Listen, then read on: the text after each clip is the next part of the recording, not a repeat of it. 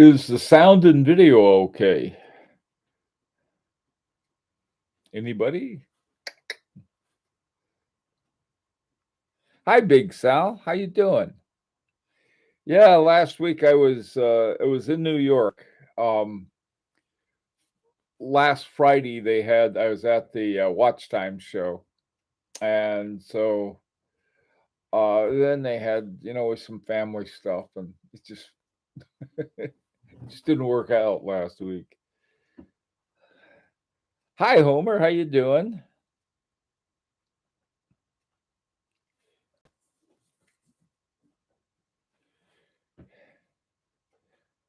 Hi, neighbor. Alexander. Hey, Clyde. How's it going? Graham, is the sound and the video okay today?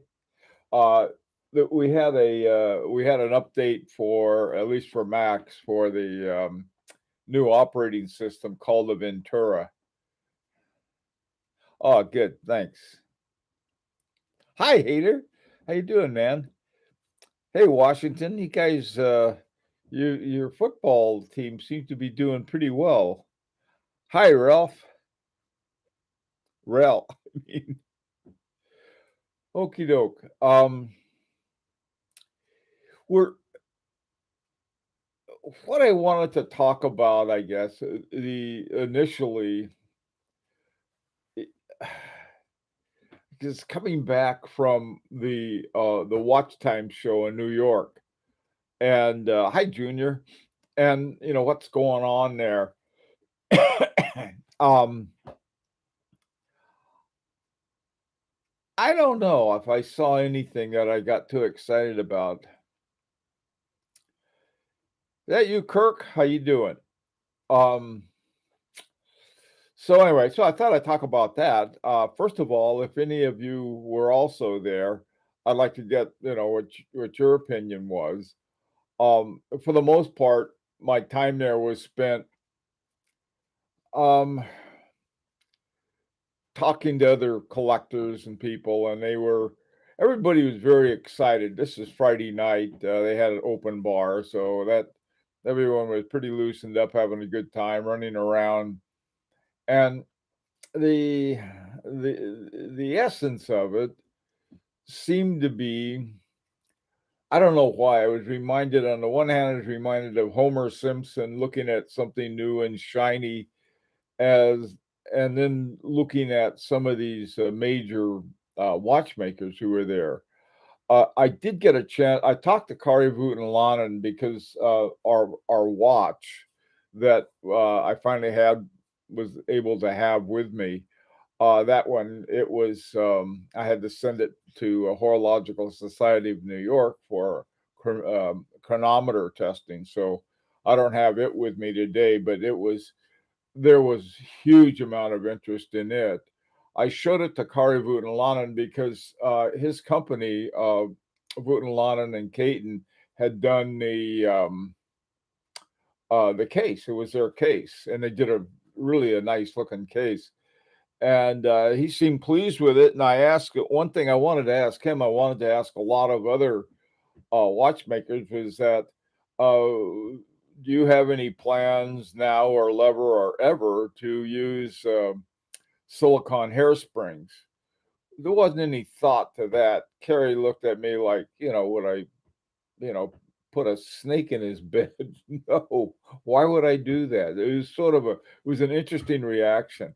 If I'm not mistaken, I think Voutilanen uses the Strawman hairspring by it's H. Moser's company called oh God, some Precision Engineering, and to me, that's the best, or at least one of the best non-silicon hairsprings that they use. And so that was interesting, though, because I did want to find out, to get some sense of it, because I've been fairly like, come on, might as well get a quartz watch if you're going to do that. But that's an opinion of one. So anyway, hey William, how you doing? Good seeing you. Um, Hi, EP Rafa, Arfa. Oh, why don't you make this easy on me? Uh, who is EPRFA? Good grief. Abdul. Hi, Abdul. How you doing? Aziz from Saudi. I have a good friend in Saudi Arabia, known him for years.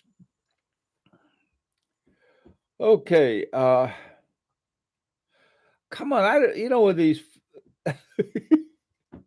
I uh, EPRF, I have no idea who you are.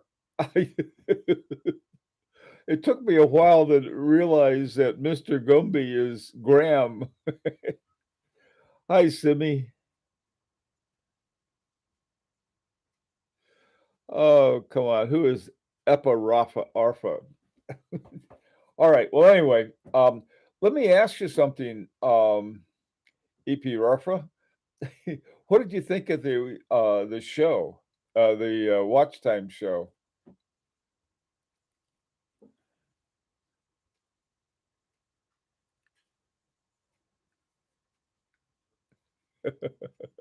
Yeah.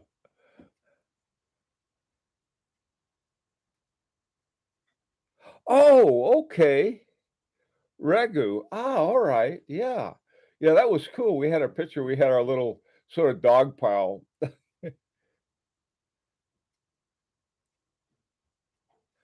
How much did the Chaumet, watch cost? It wasn't too expensive, but the price has gone up. I tell you what to do, simply put in, Chaumet Dandy. I used to call it Show You May, it's Chaumet. Yeah, those things are great deals. I love those watches. Um, Show me the money. Um, yeah, right. Okay, I know Ragu. I know which one you're talking about. There was so many people that I met, um, and it was great. That was what I enjoyed more than anything else. Meeting people like Ragu. Ragu, that's not your name. How you pronounce it? Ragu? Ragu. Yeah, it sounds pretty close to it. Anyway, okay. Well, um, one thing, I had more offers to buy that watch, that we made, and it was just people said, they wanted one. And I told them, "Well, we sold out, but there were some guys who got more than one, and so maybe later on you can get one from them." And, there's no I mean, some were very insistent, like, "I want it, period." Money is no object. Those things when you're lubed up at the, Friday night, open bar, money is no object, and that's exactly what the watch sellers wanna hear. Um, oh, the reaction, everyone really liked it. I think the thing that I guess was, I took it off and showed it to everybody. This one guy had this one of these big, loop system loops, and he was looking at it, and everybody looked at it, and I think it was sort of like, when you look at so many of these sort of group produced watches, a lot of times they'll have really nice engraving or they'll have nice something else, but they'll have the movements are meh, not so much. But that was one thing we had. We started with this really great movement, huge amount of interest in that. And so I think that probably time everybody gets their watch, I think we're going to eat up most of the year the way things are going right now. So we've got the next watches that we're going to be doing as a group. We got two that we're going to be doing it with, and the guys on Pure Horology. We'll make an announcement there when things get started. We got a lot of people who want to do that. I think the thing of it was watch prices have just gone nuts. I mean, if I was selling a watch, looking to make money, boy, now seems to be the time. I might stick a couple watches in the, auctions. There was a, um, there was one, I forgot what it's called, the Loop, something Loop, that was an auction house, and it was only the, they only had to pay 10% or something. Yeah, 10%, or what they call premium. In other words, if you buy a watch at an auction, there's a hammer price, which let's say it's $10,000, and then there's in the big auction houses, there's a 25% premium. So you end up paying like if for 10,000 be the premium would be $2,500 more. This other one called the Loop something or other is only 10%, which is, which is pretty good. I wish they did the talks upstairs. Yeah, you know, I I have I've heard the talks that they have at the shows year after year after year, and I it's very difficult, I think, for the people, for the watchmakers to have a totally candid one. There's the watch buyers and the collectors. That's one thing that I think there there needs to be some counter pressure for quality. I'll put it that way.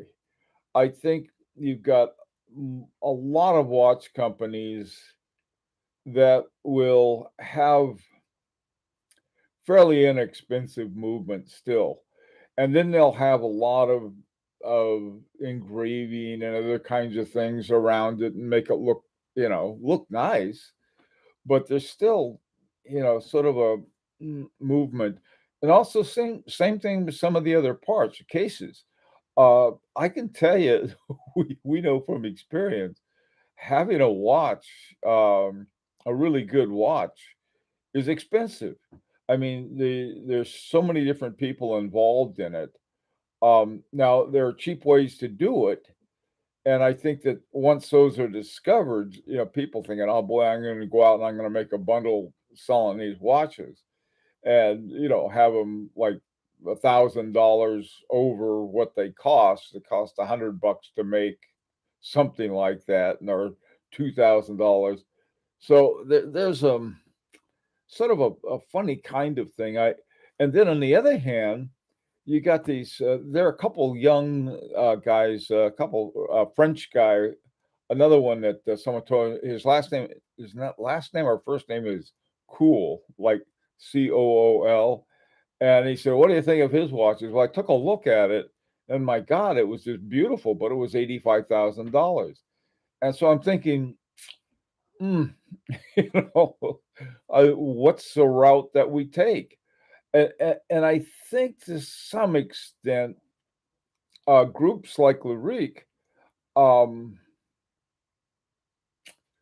may be a way of doing two things, sort of like revealing, so to speak, what can be done, and I think for collectors, how much is involved. I mean, there's just amazing amount of stuff that has to be involved, especially if you get complex. Like the thing that is, we have two complexities. One is the movement, which is what you'd expect, but the other is the case.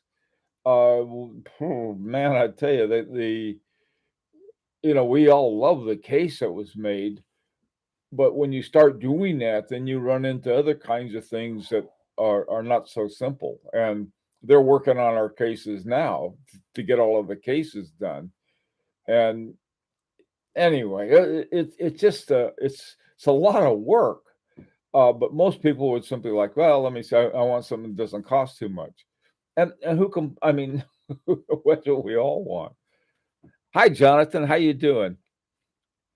I wish they did the talks upstairs. Yeah.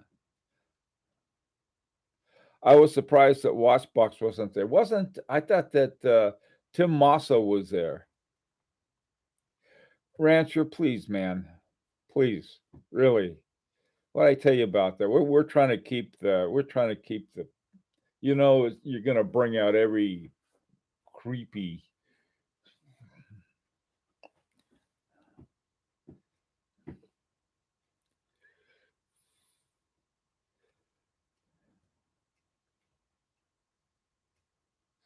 Yeah, um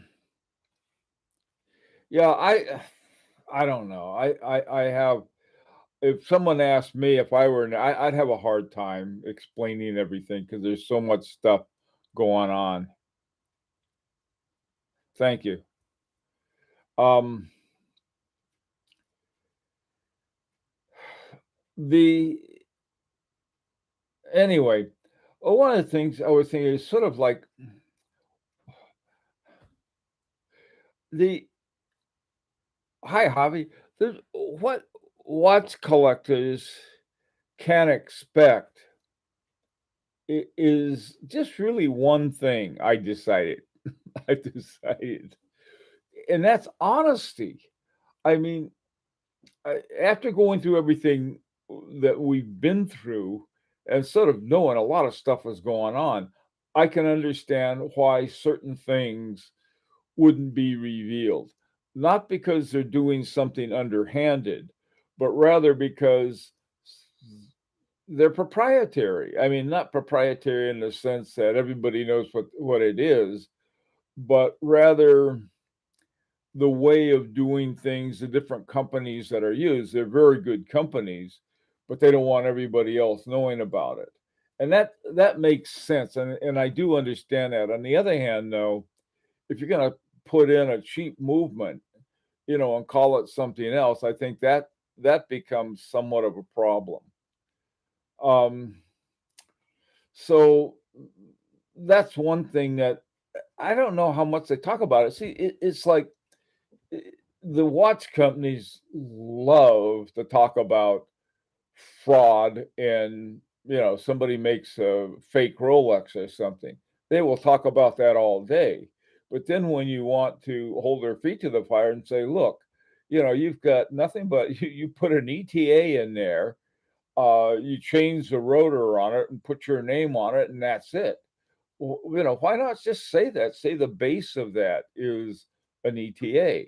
There's nothing wrong with ETAs, and because there are different qualities of them, but let's make them. Let's be clear about this. Is that if you're going to worry and complain about people making fake Rolexes or fake whatever, then you better get your house in order because what you're doing is you're making fake claims about your movements. And there's a point where you get these some people that everything is based on ETA, which isn't true either. I mean, it's got a wheel train, so it must be fake. A little bit of knowledge is extremely dangerous. And I think the more you dig into something, the better informed you're going to be and a better understanding. Um, I let me give you an example of something. Another thing. This is sort of switching topics a little, and I don't know what if anything could be done about it. It's sort of like sort of free market kind of thing. Um, and that has to do with sort of these crazy prices that dealers have on popular watches. I was looking at a Rolex DMT Master. Okay, the one I was looking at list on the Rolex website for $10,000. Okay, to me that was okay. $10,000 isn't cheap.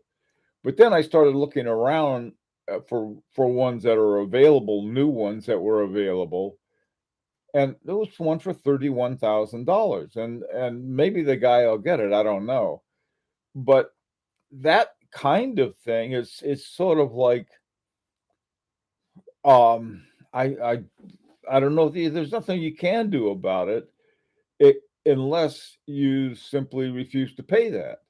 Uh, someone says, "Oh, we're going to charge a premium," then go pound sand. It was like I think that kind of behavior is no less onerous than somebody says, "Well, I can't afford that in a million years. I'll just make a fake one."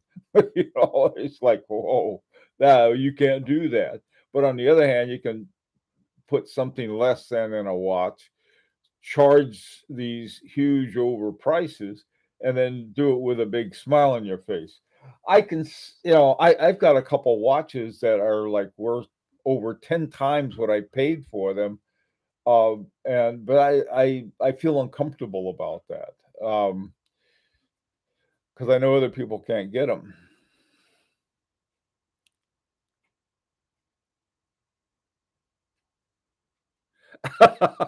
Rancho, we live in a post-hypocrisy world. That is rich. I love that. A post-hypocrisy world. I I don't know why. I mean, I don't know whether that means we live in a world of hypocrisy is beyond us, or like we're used to it. I'm not sure which. Hey, Asm, hi Asm, how you doing, man? Kotoff, good seeing you. Was hoping to see you at the WatchTime on Saturday. No, I wasn't there on Saturday. I've got, we had, oh geez, going to these WatchTime shows is very complex for me because my wife wants to do things. So so Saturday night, I always go Saturday, not Saturday night, but Friday night. Saturday tends to be a little more crowded. Um, there's Yeah, Friday night was pretty crowded too. But I seem to see everybody that I wanted to see. They used to have dinner with it, but the dinner wasn't so hot, and so they cut it out. But they have these really great hors d'oeuvres in an open bar. And that's one thing I didn't do. I didn't go overboard. Last year, I had one too many and didn't feel so well. This year I used more discretion. Hi, Design Atelier. How you doing? Okay. Hey, Capitan. I went for the time to be to the fair. I was surprised by the level of networking, building relationships in the industry. Yeah, that's that is super important.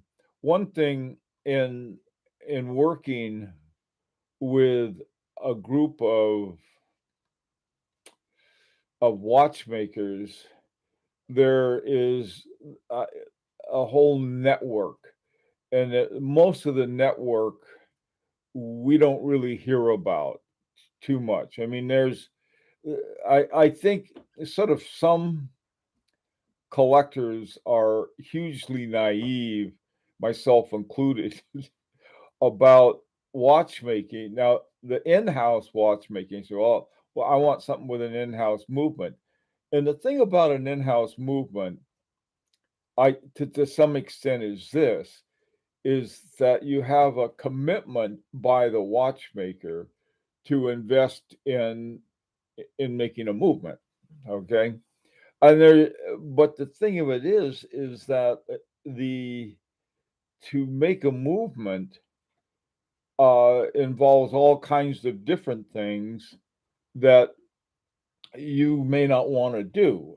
For example, making a certain gear, you want a specialized gear, or you want just a regular gear that goes into the wheel train. You don't have the stuff to make the gears, but on the other hand, there's this guy who's really a good gear maker, has been making them for years, and can make a better gear than you could, even if you bought all of the equipment and the people to do it. And then if you did that, you'd have to charge more and so forth, and things like that. So there's a lot of stuff going on that we never know about, and the movement is clearly made by the the the watchmaker. I mean, it's like it's often like this, is that you design the whole movement, and you say, okay, we need this, we need this, we need this. We can make this ourselves, and so on and so forth. Now I know that Rolex says that they they go out they go out and they mine their own ore and make and, and make all of the parts that they have their own foundry, and that's fine. I mean, but there are other things they don't do. I mean that they simply say, well, let's get it from. We'll go over to Joe's gizmo maker and get it over there. Or if we need something specialized, we'll get it over there. Hi, Joas, how you doing? What do you think about the chrono chime? Okay, what do I think about Omega chrono chime? First of all, I can't hear with a bean, so a chime wouldn't help me too much.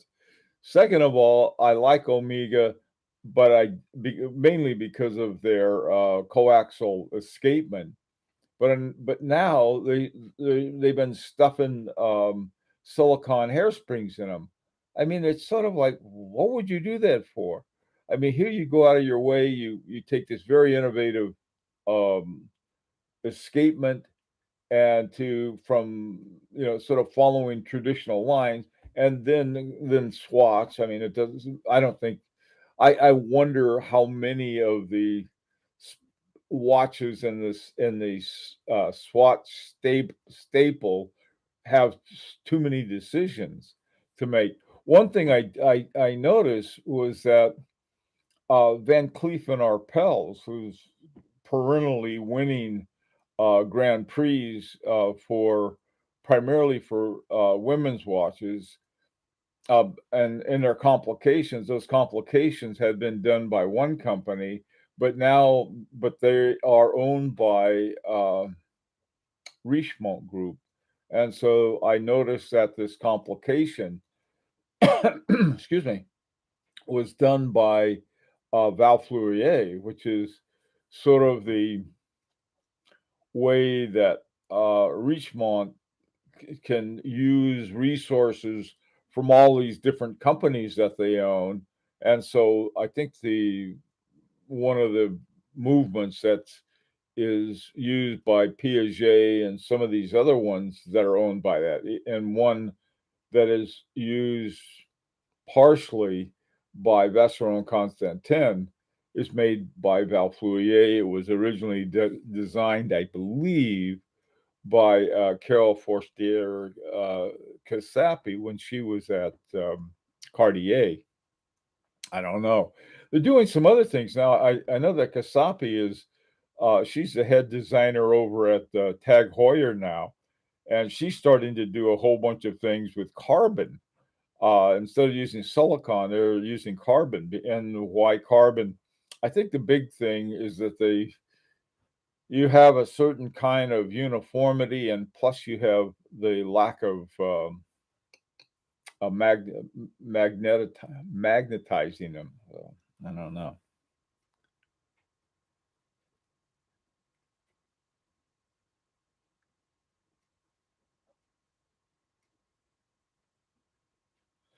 Okay, you got a friend who's with a major reseller, and she says that they're only selling watches on consignment. Now that's interesting. Um, in other words, what they're doing is that they don't have to buy a watch.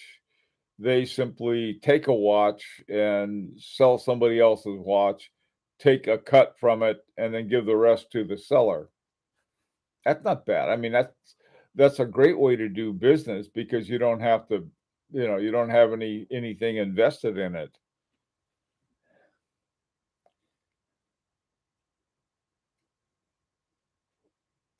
Of course, they didn't drop prices. Well, why would they? There were some things that I've seen a few slippages in prices in a few places, um, which is, I mean, for collectors, that's a good thing, but to only some extent. Going back to what I'm thinking about is that really getting the watchmakers, the watch sellers, and so forth to be more and more and more forthcoming. there was a years ago when I interviewed, what's his name? The guy who's the head of Braemont, the one of the two brothers. Um, ah, English is his name. Forgot what his first name was. Anyway, uh, they kept saying, well, they're going to make their own movement. They're going to make their own movement. Now, finally, they did. But one year they said, well, we made our own movement. And what they did, they dusted off an ETA and called it Braemont. And they got called on the carpet by Roger Smith. And he said, basically, because Smith is English, wanted to call them on the carpet about that. Nick, it was Nick. Thanks, Hater.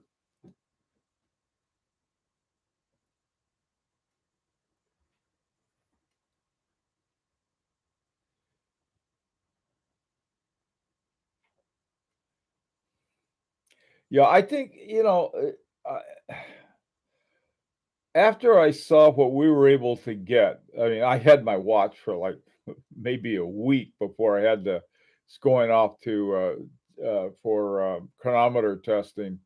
Um, and it was just a work of art. I'll put it that way. And when you can do that, what would, if you go to Gerbil-Forsey or FP Journe, some of these other places, you see lots of watches like that. Like this. This is my FP Journe, and I was looking at our watch and looking at the other side. Other than the fact that the plates and bridges aren't made out of gold, I couldn't tell a whole lot of difference in the quality. Um, but what struck me was that I put it on my time grapher, and that thing was just really amazingly good on that. I feel it wasn't built as a chronometer. There's certain things that you have to put it through to be a chronometer, and it wasn't that. Um, the the level of, oh god, of guaranteed of I guess a number of seconds that they have when they're doing the um, the final testing on it. Here's the other thing. Let's say you get a chronometer and it was set to chronometer grade. How long does it last at that? I mean, before you start losing seconds, or having the oscillation off a little or one side or the other. How long does it last until that happens? Now, our watch it was, and one reason it's taken time is that it was tested in 6 different positions. Most watches are just a couple positions. Your good watches are 5 or 6 positions, and ours was at 6, and so when I looked at the results of that, I thought, "My god, these guys really did a good job." And I shouldn't have been surprised, but I was thinking that I saw all this stuff that had to come together, and especially when you have a bespoke movement, not only a bespoke watch, but a whole bespoke movement. Wow. Hey, Koji, how you doing? Very autumnal. No kidding. Yeah, it was like 40 degrees this morning, warm up. Well, listen, guys, I'm out of time, and I for those of you who I met at the WatchTime show, it really was great meeting you. I I I didn't I got a lot of the names wrong and so forth. I'm sorry about that, but I did enjoy it. So anyway, okay, this afternoon I want to look at some of these things, to see if I can come up with certain solutions. And you say, look, this is what we ought to do, or what we might do to help ourselves and help the watch companies. I mean, I don't think we're ever going to want to be at a point where we have such good buys that watch company goes out of business. The group things that Larique is doing is very different. I mean, we are tremendous for a certain segment of the watch community, not for the retail side of it. but rather for the creation and the Swiss watchmaking industry. Madison Avenue, I'm afraid the advertisement, all of these other things, and these huge discounts. If we don't pay them, we can get the same watch for a lot better deal. Anyway, take care. If you're around this afternoon, drop by. I'll see what else I can stir up.